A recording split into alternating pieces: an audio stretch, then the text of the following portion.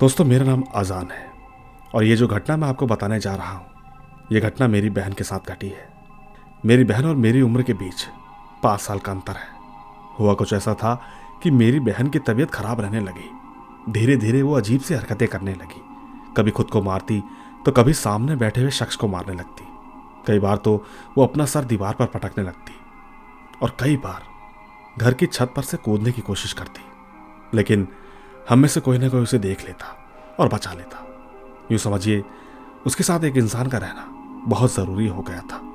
इसीलिए घर वालों ने मिलकर यह फैसला किया कि उसे किसी रूम में बंद कर दिया जाए। पूरे घर वाले ये सोच रहे थे कि क्या किया जाए।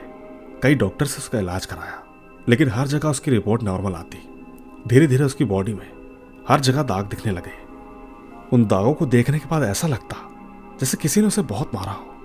वो हमारे सामने रोती, चीखती चिल्लाती और अक्सर कहती रहती कि रात के समय जब भी सोती हूँ तो ऐसा लगता है कि कोई मार रहा है। हद तो तब हो गई जब उसने ये कहा कि कोई उसे काट रहा है। माँ ने जब उसको देखा तो पाया कि उसके शरीर पर 4 बड़े बड़े दांतों के निशान थे। ये मंजर देखने के बाद घर के सारे लोग इतने डर गए कि कोई हद नहीं। सबके मन में बस एक ही सवाल था कि ये सब किसने किया। घर के सभी लोग परेशान थे। तभी एक दिन हमारे घर पर कुछ मेहमान आए और जब उन्होंने वो मंजर देखा तो मेरे मामा ने मेरे पिताजी को कहा कि चलो मेरे साथ, मैं एक पीर बाबा को जानता हूँ, अगर हो सका तो वो बाबा इस मामले में हमारी मदद ज़रूर कर सकते हैं। दोस्तों, इतना सुनने के बाद मेरे माता पिता बाबा को बुलाने चले गए। पिताजी जैसे ही बाबा के यहाँ पहुँचे, वो ठीक जैसे ही बाबा से कुछ कहना चाहते थे कि उससे पहले ही बाबा ने पिताजी को चुप रहने का इशारा किया। उस वक्त वो कोई पढ़ाई कर रहे थे। पढ़ाई खत्म होने के बाद वो मेरे पिताजी के पास आए और कहने लगे कि अपनी बेटी की समस्या लेकर मेरे पास आया है। बस इतना सुनते ही मेरे पिताजी एकदम खामोश हो गए। मन ही मन वो सोचने लगे कि इन्हें कैसे पता चला। बाबा ने अचानक कहा कि तुम्हारी बेटी के ऊपर 4 जिनों का साया है। पिताजी को याद आया कि उसके शरीर पर 4 बड़े दांतों के निशान थे। पिताजी ने सवाल किया कि ये साए मेरी बेटी के ऊपर क्यों लगे। बाबा ने कहा, इन सब के अलग अलग कारण हैं। बस फिलहाल ये जानो कि बेटी को बचाना बहुत ज़रूरी है, वरना वो उसे धीरे धीरे इसी तरह नुकसान पहुंचाते रहेंगे और फिर एक दिन ऐसा आएगा जब वो तुम्हारी बेटी को जान से मार देंगे। ये सुनकर पिताजी की आंखों में आंसू आ गए। पिताजी उनसे मदद मांगने लगे। बाबा ने पिताजी से कहा कि तुम अभी यहाँ से चले जाओ, मेरे पास 2 दिन बाद आना, मैं इसका समाधान ढूंढ कर रखूंगा। इतना सुनकर पिताजी और मामा वापस आ गए। दोस्तों, ठीक 2 दिन खत्म होने का उन्हें बेसब्री से इंतजार था। पिताजी और मैं 2 दिन खत्म होने के बाद जब उन बाबा के पास गए तो बाबा ने कहा कि कोई भी काला जानवर, कुत्ता, बकरा या बिल्ली, ठीक उसका सर मेरे पास लेकर आना। मैंने कहा, उसके सर से आप क्या करेंगे? बाबा ने कहा, बस तुम मेरे पास लेकर आना। साथ के साथ उन्होंने ये भी कहा कि अगर तुम्हारे पास हिम्मत है तो ही आना, क्योंकि तुम्हें मैं एक काम करने के लिए कहने वाला हूं जिसमें जान का खतरा भी है। अब अगर तुम ये सब कर सकते हो तभी मेरे पास आना। साथ ही मैंने रोते हुए उनसे कहा कि मेरी बहन के लिए कुछ भी कर सकता हूं। बाबा ने कहा, ठीक है, जब जाओगे तब बताऊंगा। एक बात याद रखना, जब वापस आओगे तो सूरज डूबने के बाद ही आना। दोस्तों, उसके ठीक अगले दिन मैं बकरे का कटा हुआ सर लेकर उनके पास गया, जिसका रंग पूरी तरह काला था। मैं जैसे ही वहां पर सर लेकर पहुंचा तो मौलाना जी ने कहा कि मैं इस सर में कुछ ताबीज़ बांधूंगा। वो ताबीज़ लेकर तुमको कहीं दूर किसी वीरान कब्रिस्तान में गाड़ना होगा। मैंने मौलाना जी से कहा कि ऐसा क्यों? मैंने बाबा जी से कहा कि मैं तो आसपास के कब्रिस्तान के बारे में ही जानता हूँ, लेकिन मेरी पहचान में ऐसा कोई कब्रिस्तान नहीं मिला। मैंने मौलाना साहब से कहा कि ना तो मुझे कब्रिस्तान के बारे में पता है और ना ही मेरे पहचान के किसी रिश्तेदार को। मेरी बात सुनने के बाद बाबा ने मुझे एक एड्रेस दिया जो कि हमारे घर से लगभग 280 किलोमीटर दूर था, और उन्होंने मुझे ये भी कहा कि तुम्हें अभी इसी वक्त इस मुंडे को लेकर जाना होगा। इसके अलावा उन्होंने मुझसे एक बात और कही कि इसे तुम जब भी कब्रिस्तान में गाड़ोगे, याद रखना वो वक्त रात में 12 बजे से लेकर 2:30 बजे के बीच के होना चाहिए, ना तो उसके बाद ना ही उससे पहले। दोस्तों, मुझे याद था घड़ी में उस समय लगभग 8 या 8:30 के बीच का वक्त हो रहा था और जिसका एड्रेस उन्होंने मुझे दिया था वो जगह लगभग 280 किलोमीटर दूर थी। मैं तुरंत अपनी बाइक पर बैठा और बाइक को तेजी से भगाता हुआ चला गया। लगभग 12:30 बजे के आसपास मैं ठीक उस जगह पर पहुंच गया। वो कब्रिस्तान अंदर से एक खंडर बन चुका था। शायद ही कोई वहां कभी आया गया होगा। मैं चुपचाप टूटी हुई दीवार को कूदकर अंदर चला गया।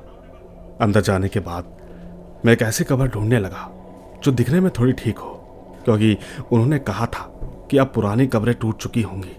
मैं सब कुछ सोच में देख रहा था। कई सारी कब्रें टूटी हुई थी। मुझे ठीक 2 कब्रें एक दूसरे के आसपास नजर आई। मैं तुरंत उनके पास गया और वहां बैठ गया। मुझे याद है बाबा ने मुझसे कहा था पहले अपने ऊपर कुछ पढ़कर फूंक लेना। मैंने ठीक अपने ऊपर दुआ पढ़ी और फूंक दी। उसके बाद मैं धीरे धीरे उस कब्र को खोदने लगा। उस कब्र का गड्ढा काफी गहरा था और बाबा ने मुझसे पहले ही कहा था कि कम से कम अपनी कमर जितना गहरा गड्ढा खोदना। लगातार कोशिशों के बाद मैंने काफी हद तक कब्र खोद दी। उसके बाद मुझे कुछ दुआएं पढ़कर उस कब्र के अंदर फूंकनी थी और उसके बाद मुझे उस मुंडी को गाड़ देना था। मैंने जैसे ही वो दुआ पढ़ना शुरू किया मुझे महसूस हुआ कि मेरे पीछे से किसी के चीखने चिल्लाने और रोने की आवाज़ सुनाई दे रही थी। लेकिन मैंने अपनी पढ़ाई को नहीं रोका। मैं पढ़ते ही जा रहा था। जब मैंने ठीक अपना चेहरा पलट कर देखा तो पाया कि मेरे पीछे 4 लंबी कद की औरतें हैं। उनके हाथ में ऐसा लग रहा था जैसे कोई डेड बॉडी हो जो सफ़ेद कपड़ों में लिपटी हुई थी। वो बस उस डेड बॉडी को लेकर रो रही थी। मुझे समझ में नहीं आया कि आखिर ये बंद कब्रिस्तान में कौन थी या फिर वो आत्माएं कौन थी। एक बार को तो मुझे ऐसा लगा कि शायद वो औरतें चुड़ैल हैं, पर मैंने अपनी पढ़ाई को जारी रखा। मैं जैसे जैसे पढ़ रहा था वो औरतें धीरे धीरे मेरे पीछे आकर खड़ी हो गई। उनका चीखना चिल्लाना इतना तेज था कि मैं अपनी पढ़ाई पर ध्यान नहीं लगा पा रहा था। इतनी मुश्किलों के बाद भी पर मैंने अपनी दुआएं पढ़ना जारी रखी। वो औरतें ठीक मेरी पीठ के पास खड़ी थी और मुझे एक अजीब से ठंड का महसूस हो रहा था जो कि आज से पहले कभी नहीं हुआ था। मैंने जल्दी से अपनी दुआएं खत्म की और उसके बाद बकरे की मुंडी को उसी कब्र में दफना दिया। इसके बाद जब मैं मिट्टी डाल रहा था तो मैंने देखा कि वो औरतें मुझसे दूर होती जा रही थी। वो ठीक चलते चलते कब्रिस्तान के गेट पर जाकर रुक गई। मैंने देखा कि वो औरतें कुछ अजीब सी लग रही थी, जैसे उनके ऊपर कोई रोशनी डाली हुई हो या वो खुद ही चमक रही थी। मैंने इस पर ज़्यादा ध्यान नहीं दिया और जल्दी जल्दी मिट्टी डाल दी।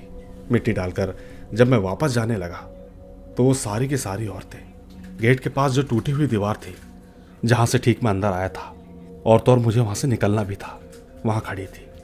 मैंने जैसे उस दीवार को पार की उसमें से 2 औरतों ने मेरा रास्ता रोक, लेकिन मौलाना साहब ने मुझे पहले से ही तावीज़ दे रखी थी। शायद उन्हें पता था कि मेरे साथ कुछ भी हो सकता है। सच कहूँ तो मुझे उन दोनों से बहुत ज़्यादा डर लग रहा था। मैंने तुरंत अपनी शर्ट के अंदर से वो तावीज़ निकाला। तावीज़ बाहर निकालते ही दोनों चुड़ैलों ने मुझे रास्ता दे दिया। मैं जल्दी से वहाँ से निकल पड़ा। मैंने बाइक को बहुत तेज़ी से चलाया क्योंकि मुझे जल्दी घर जाना था। पहुँचते पहुँचते मुझे सुबह हो गई। इसके बाद जब मैं घर आकर सोया, उठने के बाद मैंने देखा कि मेरे शरीर पर अजीब से निशान बन गए थे। हालांकि वो मार के निशान तो नहीं थे, लेकिन समझना मुश्किल था। एक बार को तो मुझे ये भी लगा कि मुझे कहीं कोई बीमारी तो नहीं लग गई। मैं बस शाम होने का इंतज़ार कर रहा था। अब जैसे ही मगरिब का वक्त हुआ मैं मौलाना साहब के पास जाकर गिर पड़ा। सच कहूँ तो मुझे अजीब से चक्कर आ रहे थे। मौलाना जी मेरे पास आए। उन्होंने मेरे ऊपर कुछ पानी छिड़का और तो उन्होंने दरगाह का पानी लेकर मुझे पिलाया भी। इसके 15 से 20 मिनट के बाद मुझे थोड़ा ठीक सा महसूस होने लगा। फिर मैंने पूरा वाक़या मौलाना साहब को बताया। उन्होंने कहा कि जो 4 औरतें तुमने देखी थी वो चुड़ैल नहीं थी, बल्कि वो खबीस थी। मैंने उनसे कहा खबीस कैसे? उन्होंने बताया कि वो खबीस थी जिन्होंने तुम्हारी बहन का यह हाल किया था। अब कल सुबह तक तुम इस दरगाह से बाहर मत निकलना। तुम्हें पता नहीं तुम्हारी जान कितने खतरे में है। दोस्तों, मैं उस दरगाह के अंदर ही रहा। मौलाना जी भी दरगाह के अंदर तकदीश कर रहे थे। अब अगले दिन जब मैं जा रहा था तो उन्होंने मुझे 2 तावीज़ दिए। कहा कि एक अपनी कलाई पर बांध लो और दूसरा अपनी बहन के हाथ में बांध दो। याद रहे, इसको बांधने के 7 दिन तक घर से बाहर मत निकलना। दोस्तों, मैंने वही किया। कई परेशानियां आई, मगर मैंने वो तावीज़ पहने रखे। मैं ठीक जैसे ही घर पहुंचा और मैंने वो तावीज़ जैसे ही अपनी बहन के हाथों में बांधा तो वो कुछ अजीब सी हरकतें कर रही थी। जैसा वो पहले करती थी, लोगों को मारना, खुद को चोट पहुंचाना। लेकिन पहले जैसी हरकतें नहीं थी। साथियों, वो 7 दिन छोटी छोटी घटनाएं हमारे साथ होती रही, लेकिन ज़्यादा नुकसान नहीं हुआ। हमें 7 दिन पूरे किए और 7 दिन पूरे होने के बाद मैं मौलाना साहब के पास गया। मैंने बताया कि मैंने 7 दिन पूरे कर लिए हैं, अब सब कुछ ठीक है। मौलाना जी ने कहा कि इन तावीज़ों को लेकर उसी कब्रिस्तान में जाकर दफना देना, उसके बाद कोई भी तुम्हें परेशान नहीं करेगा। दोस्तों, सच में ऐसा ही हुआ। आज इस घटना को 12 साल हो गए, अब सब कुछ ठीक है। इसे मैं अपने मौलाना साहब का आशीर्वाद मानता हूँ। आशा करता हूँ कि मेरी ये कहानी आप तक जल्दी ही पहुँचेगी। धन्यवाद। दोस्तों, ये कहानी थी ना लाजवाब।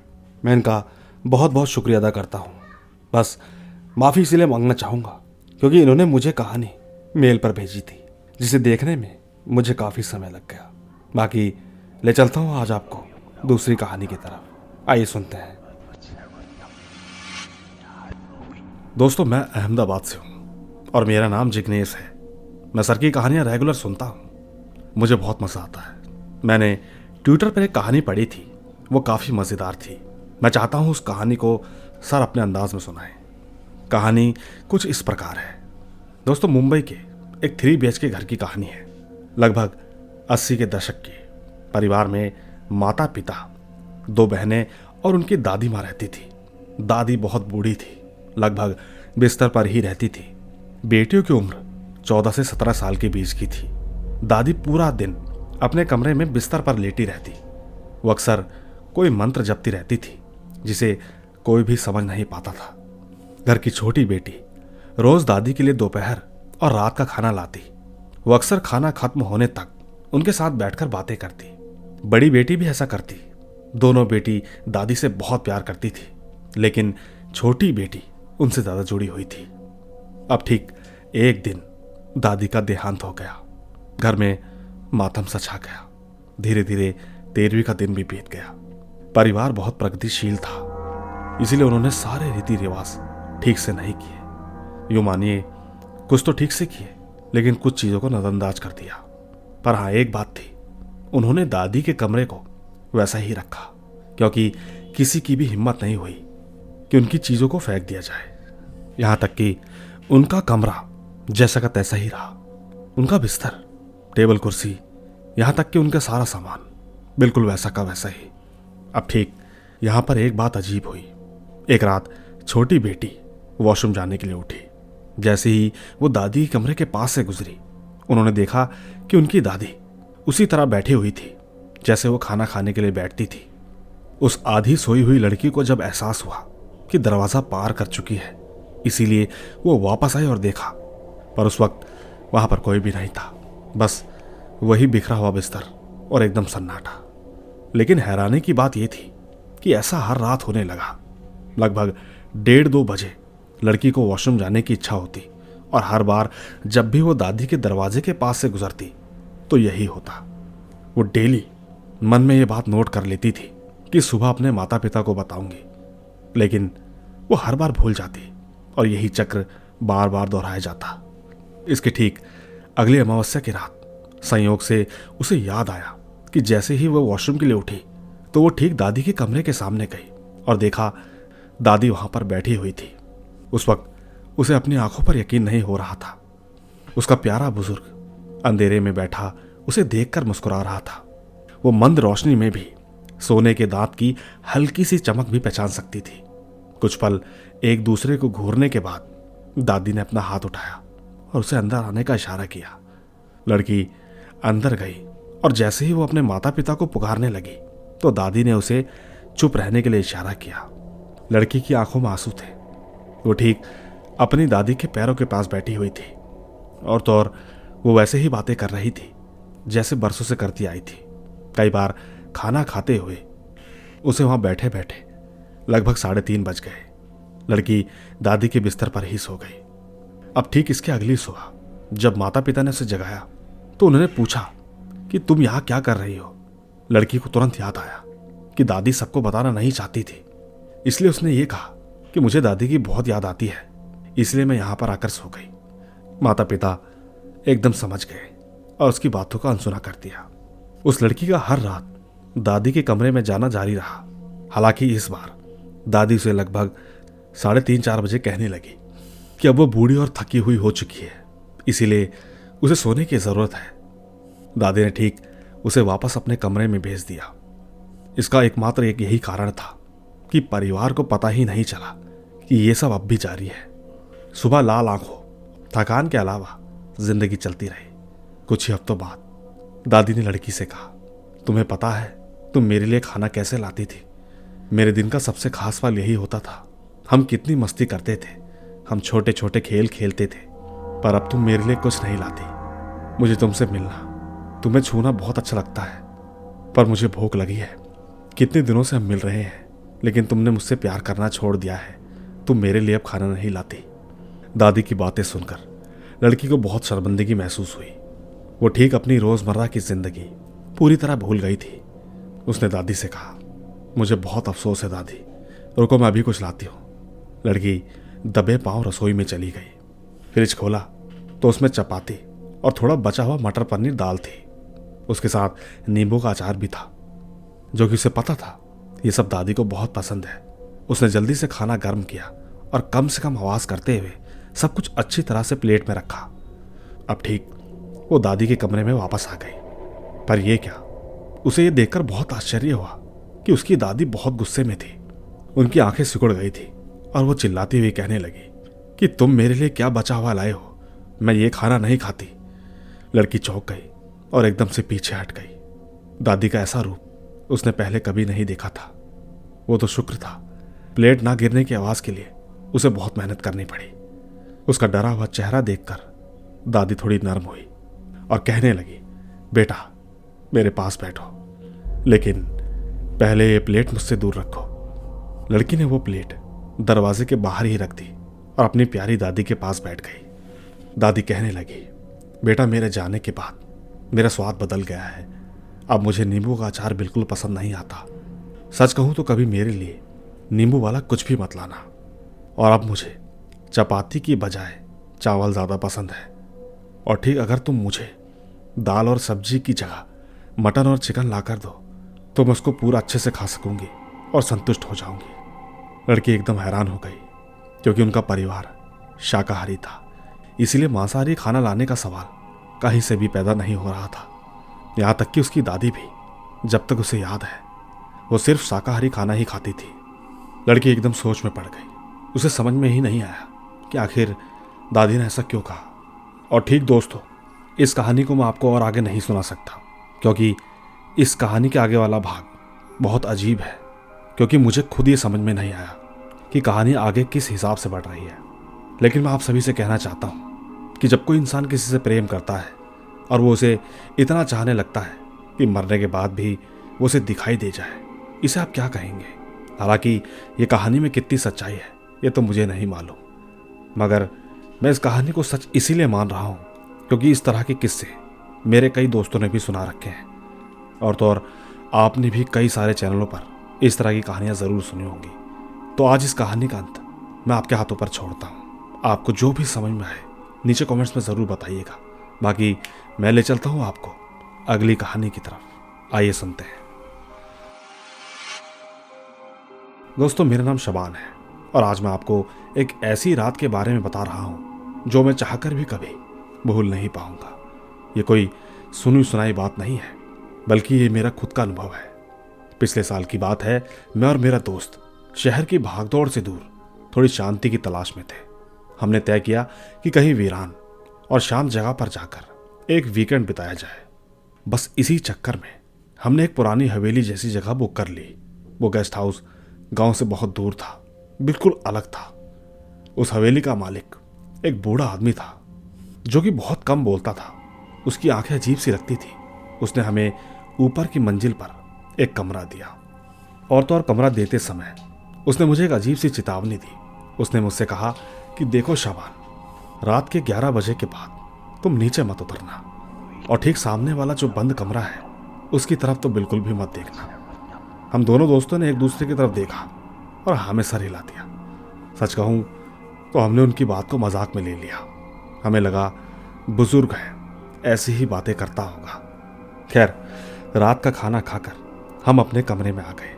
रात के 11:30 बजे होंगे। मेरा दोस्त गहरी नींद में था, लेकिन मेरी आंख नहीं लग रही थी। अचानक मुझे कमरे के दरवाजे पर किसी के धीरे से खटकाने की आवाज आई। मैंने फुसफुसाते हुए पूछा, कौन है? लेकिन कोई जवाब नहीं। फिर से ठक ठक ठक। मैंने सोचा शायद वेटर होगा या फिर मुझे मालिक की बात याद आ गई। डरते डरते मैंने दरवाज़ा खोला, पर बाहर कोई नहीं था। अब ठीक जैसे ही मैं दरवाज़ा बंद करने वाला था, मेरी नज़र हॉल की तरफ गई, नीचे सीढ़ियों के पास, जहां बहुत अंधेरा था। मैंने ठीक किसी के खड़े होने का धुंधला सा साया देखा। वो साया बिल्कुल भी नहीं हिल रहा था, बस चुपचाप खड़ा था। मेरे पूरे शरीर में सिहरन दौड़ गई। मुझे मालिक की चेतावनी याद आ गई। मैंने फौरन दरवाज़ा बंद कर लिया। मैं वापस आकर अपने बिस्तर पर लेट गया और खुद को समझाने लगा कि ये मेरी नींद का वहम है। लेकिन फिर एक अजीब सी चीज़ हुई। मुझे सड़ी हुई फूलों की गंध भरने लगी और तभी मुझे अपने तके के पास एक बहुत ही धीमी फुसफुसाहट सुनाई थी। आवाज़ हिंदी में थी, लेकिन इतनी पुरानी और टूटी हुई कि मुझे डर लगने लग गया। वो आवाज़ कह रही थी, शबान दरवाज़ा खोलो। ये सुनकर मेरी रूह कांप गई। वो आवाज़ कमरे के अंदर से आ रही थी।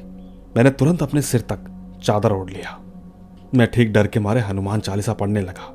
जैसे ही मैंने चालीसा की पहली पंक्ति खत्म की, मेरे बिस्तर के ठीक सामने रखे शीशे में मुझे कुछ दिखाई दिया। वो एक छोटी सी लड़की का साया था। उसके बाल ठीक बिखरे हुए थे, उसकी आंखें बिल्कुल काली थी। वो साया शीशे के अंदर से मुझे देखते हुए मुस्कुराया। मैं कांपता रहा, लेकिन मैंने अपनी आंखें बंद नहीं की, बस लगातार हनुमान चालीसा पढ़ता रहा। इसके थोड़ी ही देर बाद वो सड़ी हुई गंध और तेज हो गई। फुसफुसाहट एक चीख में बदल गई और तो और शीशे में दिख रही उस लड़की की छवि टूटकर बिखर गई। उसके बाद सब कुछ एकदम शांत हो गया। जब मैं सुबह उठा तो मेरे दोस्त ने मेरे चेहरे की हालत देखी। मुझे देखकर वो बहुत परेशान हो गया। मेरी आंखें लाल थी और चेहरे का रंग उड़ा हुआ था। हम दोनों ने तुरंत उस हवेली को छोड़ने का फैसला किया।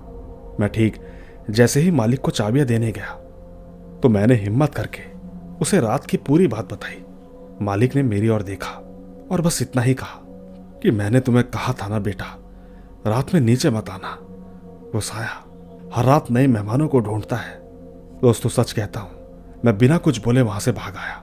वो रात, वो लड़की की छवि, मैं आज भी उस रात को याद करके बहुत डर जाता हूं। आज भी मुझे अकेले कमरे में सोने से पहले कई बार सोचना पड़ता है। आपको मेरी कहानी कैसी लगी नीचे कमेंट्स में ज़रूर बताइएगा। धन्यवाद। दोस्तों कैसी लगी ये कहानी? आइए मैं आपको एक और बेहतर कहानी सुनाए चलता हूँ। उसके बाद मैं अपनी आवाज़ को भी विराम दूंगा। आइए सुनते हैं। दोस्तों मेरा नाम साहिल है और ये कहानी मेरे दोस्त की है।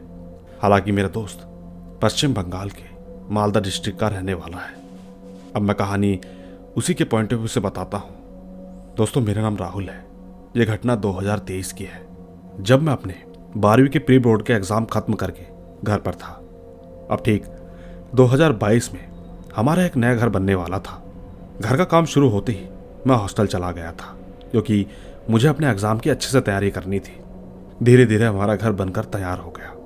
यहाँ पर आपको एक बात बताने वाली ये है कि जो हमारा घर था वो एक बांस के झाड़ को काटकर वहाँ पर बनाया गया था, और उस झाड़ के एंड में 3 कब्रें थी जो शायद हमारे पूर्वजों की थी।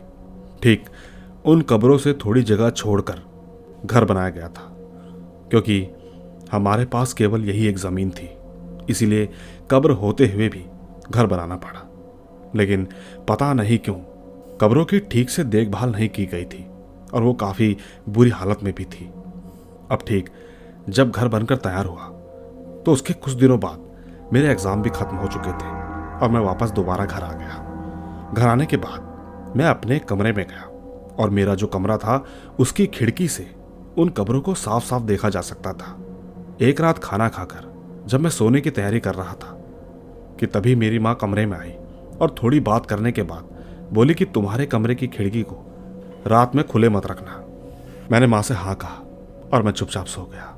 उस दिन मैं बहुत ज़्यादा थका हुआ था, इसलिए मुझे जल्दी नींद भी आ गई। लेकिन आधी रात को मुझे कुछ आवाज़ें सुनाई थी।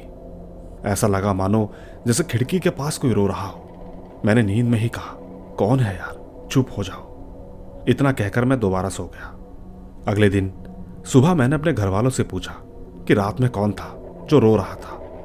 तो घर वालों ने कहा कि चाहे रात में कुछ भी सुनाई दे, रात को खिड़की खोलकर मत सोना और ना ही बाहर की तरफ देखना, यहां तक कि कुछ बोलना भी नहीं। मैंने घर वालों से कहा, ऐसा क्यों? पर घर वालों ने और कुछ नहीं बताया, क्योंकि मैं भूतों पर विश्वास नहीं करता था।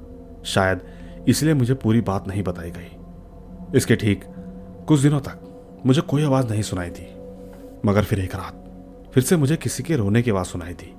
मैं एकदम से उठकर बैठ गया और अपने फोन में टाइम देखा तो रात के 3 बज रहे थे। जब मैंने ठीक से सुना तो समझ में आया कि कोई है जो कि रो रही थी। मैंने एकदम से खिड़की खोली और बाहर की तरफ कब्रों को देखने लगा। यकीन कीजिएगा, कब्रों के पास कोई बैठा हुआ था जो कि अपना मुंह नीचे करके रो रही थी। उस वक्त खिड़की से मुझे ठीक से नहीं दिखा, इसीलिए मैंने बाहर जाकर देखने का सोचा। उसके बाद मैंने फोन का टॉर्च ऑन किया और घर का दरवाजा खोलकर देखने चला गया। दोस्तों, जैसे ही मैं वहां पर पहुंचा तो वहां पर कोई नहीं था। उसी वक्त अचानक एक कुत्ता मेरे पास आकर जोर जोर से भौंकने लगा। मैंने जल्दी से उसको भगाया और आसपास इधर उधर देखने लगा। सच कहता हूं, कोई नहीं था। इसके बाद मैं जैसे ही वापस जाने लगा तो मुझे फिर से रोने की आवाज सुनाई दी। अब की बार मैंने जैसे ही पीछे मुड़कर देखा तो मुझे वाकई एक औरत दिखाई थी जो मेरे सामने मुझे देखकर रोने लगी।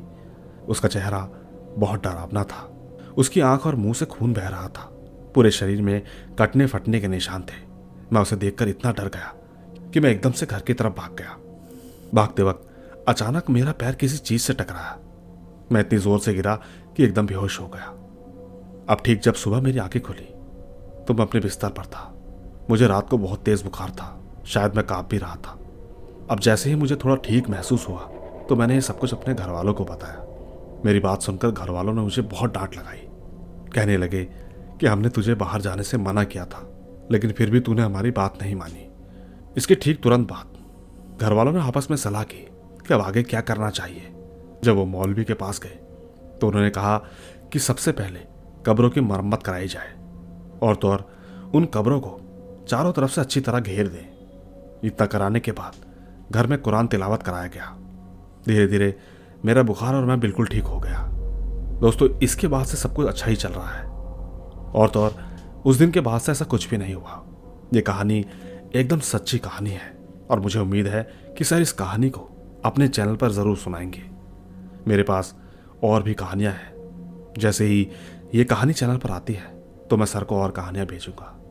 धन्यवाद। तो दोस्तों, सुनिए आपने, ये थी साहिल की कहानी। आपको आज की कहानियां ज़रूर पसंद आई होगी। मुझे उम्मीद है लाइक, शेयर और कमेंट ज़रूर करेंगे। मैं तो आपको मिलता ही रहूँगा क्योंकि मेरा तो यही काम है।